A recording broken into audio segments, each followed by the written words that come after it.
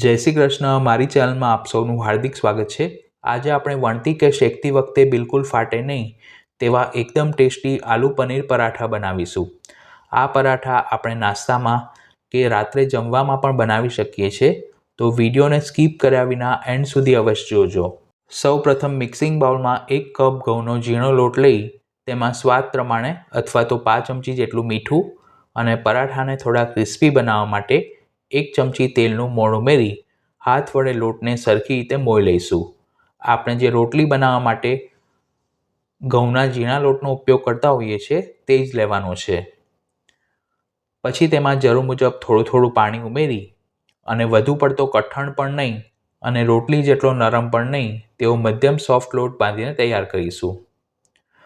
Stuff paratha બનાવતી વખતે લોટ બાંધવામાં ખાસ ધ્યાન રાખવું.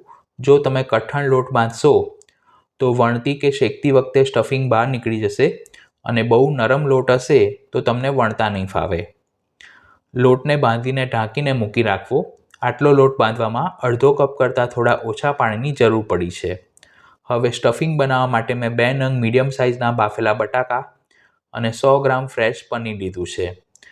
પનીરને આ રીતની નાના છેદવાળી છીણી વડે છીણી લઈશું. તમારે પનીર વેજ પરાઠા બનાવવા હોય તો પનીરની સાથે તમે ગાજર, કેપ્સિકમ જેવા કાચા વેજીટેબલ્સને છીણીને અથવા તો ચોપ કરીને ઉમેરી શકો છો. બટાકાને પણ મોટા છેદવાળી છીણી વડે છીણી લઈશું. બટાકાને બાફ્યા પછી તે રૂમ ટેમ્પરેચર પર સરખા ઠંડા પડે ત્યારબાદ જ તેને છીણવા, જેથી તે બિલકુલ ચીકણા ન પડે. હવે તેમાં મસાલામાં અડધી ચમચી ચીલી ફ્લેક્સ, અડધી ચમચી હળદર પાવડર, અડધી ચમચી લાલ મરચું પાવડર અને સ્વાદ પ્રમાણે મીઠું ઉમેરીશું. તેની સાથે તીખાશ માટે અડધી ચમચી જેટલી આદુ મરચાંની પેસ્ટ ઉમેરીશું અને 1 ટેબલસ્પૂન બારીક સમારેલી કોથમીર અને પરાઠાને થોડા ચટપટા બનાવવા માટે સ્વાદ પ્રમાણે અથવા તો અડધી ચમચી જેટલો ચાટ મસાલો ઉમેરી બધી જ સામગ્રીને સરખી રીતે મિક્સ કરી લઈશું. આ રીતે હળવા હાથે મસળીને મિક્સ કરવું, જેથી આપણે જે બાફેલા બટાકા લીધા છે તેના લીધે સ્ટફિંગમાં બાઇન્ડિંગ સરસ આવશે.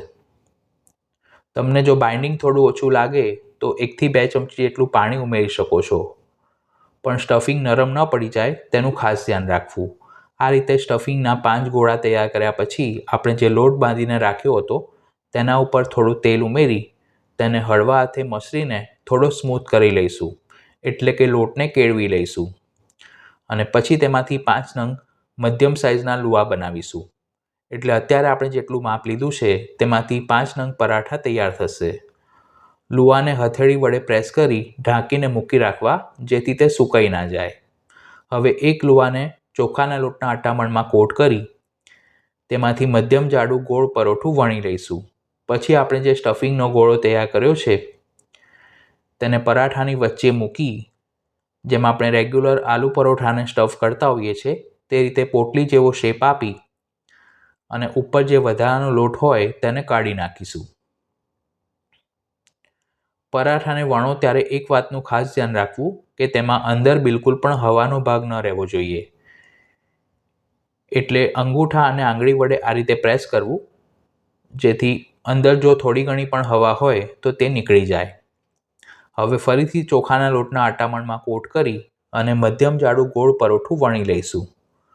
સ્ટફ પરોઠા હંમેશા હળવા હાથે જ વણવા. બહુ ભાર દઈને વણવા જશો તો તે ફાટી જવાની શક્યતા રહે છે.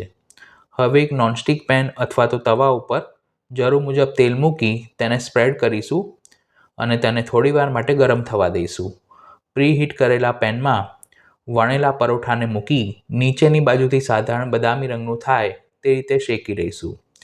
પછી તેના ઉપર જરૂર મુજબ તેલ મૂકી અને બંને બાજુથી થોડું ક્રિસ્પી થાય અને અંદરથી પણ બિલકુલ કાચું ન રહે, એટલે કે સીજી જાય તે રીતે તેને થોડી વારે ફેરવતા જવું અને શેકતા જવું.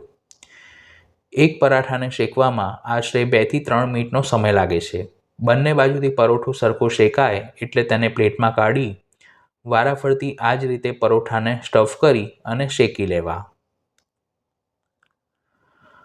આ પરોઠા તમે બાળકોને ટિફિન બોક્સમાં, નાસ્તામાં કે રાત્રે જમવામાં પણ બનાવી શકો છો. પરોઠાને શેકતી વખતે ખાસ ધ્યાન રાખવું કે ગેસની ફ્લેમ મીડિયમ જ રાખવી. બહુ હાઈ ફ્લેમ પર શેકશો તો તે બહારથી લાલ થઈ જશે અને અંદરથી કાચું રહેશે. તો જોતાં જ ખાવાનું મન થઈ જાય તેવા ગરમા ગરમ આલુ પનીર પરાઠા બનીને તૈયાર છે. અત્યારે મેં તેને ગ્રીન ચટણી અને ટોમેટો કેચઅપ સાથે સર્વ કર્યા છે.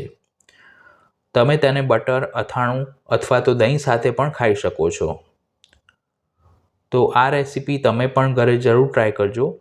વિડીયો પસંદ આવી હોય તો તેને લાઇક અને શેર કરવાનું ન ભૂલશો અને ચેનલ પર પહેલીવાર આવ્યા હો તો તેને સબસ્ક્રાઈબ કરી બાજુમાં આપેલા બેલ આઇકોન પર ક્લિક કરજો.